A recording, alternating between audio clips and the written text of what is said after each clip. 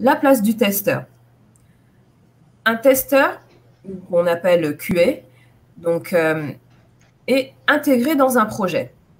Donc, à l'écran, vous voyez une explication très simple, hein, très sommaire d'un projet. Mais l'idée est que vous compreniez dans les grandes lignes qui fait quoi. Donc, il y a un client. Le client a un besoin. Donc, on va dire, pour garder la continuité avec le webinaire qu'on avait fait le mois dernier. Donc, le client, c'est LinkedIn qui dit, voilà, maintenant, dans LinkedIn, je veux pouvoir vendre des objets. On va dire ça comme ça. Ou ajouter une fonctionnalité. Ajouter des objets, voilà, une fonctionnalité. Donc, LinkedIn va se tourner vers son AMOA. C'est ça. Va se tourner vers une AMOA et lui expliquer son besoin. Je veux rajouter une nouvelle fonctionnalité. Donc, l'AMOA a un rôle d'analyse. Il va comprendre le besoin de LinkedIn, rédiger des documents qu'on appelle des spécifications et ensuite, il s'assure que ça correspond très bien à ce que le client a demandé.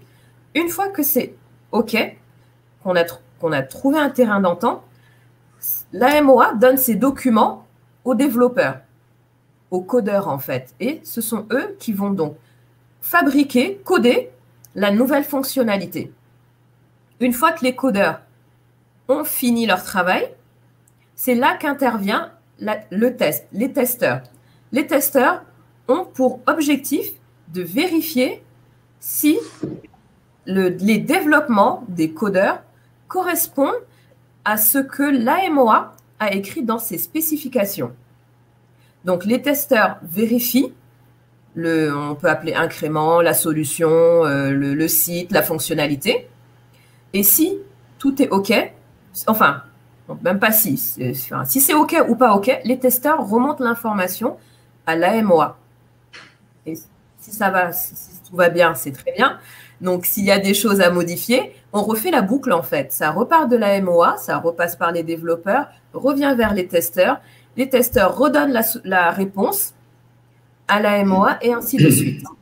Donc, les testeurs est bien intégré dans un projet en informatique et surtout, comme j'aime bien dire, c'est les derniers remparts avant qu'on ne mette en production, qu'on ouvre la fonctionnalité aux usagers. Je vais y arriver. Donc, c'est très important d'être rigoureux car nous sommes le dernier maillon de la chaîne pour valider que tout ce qui a été fait est OK. Anas et Amadou, vous validez? Est-ce que vous avez quelque chose à ajouter?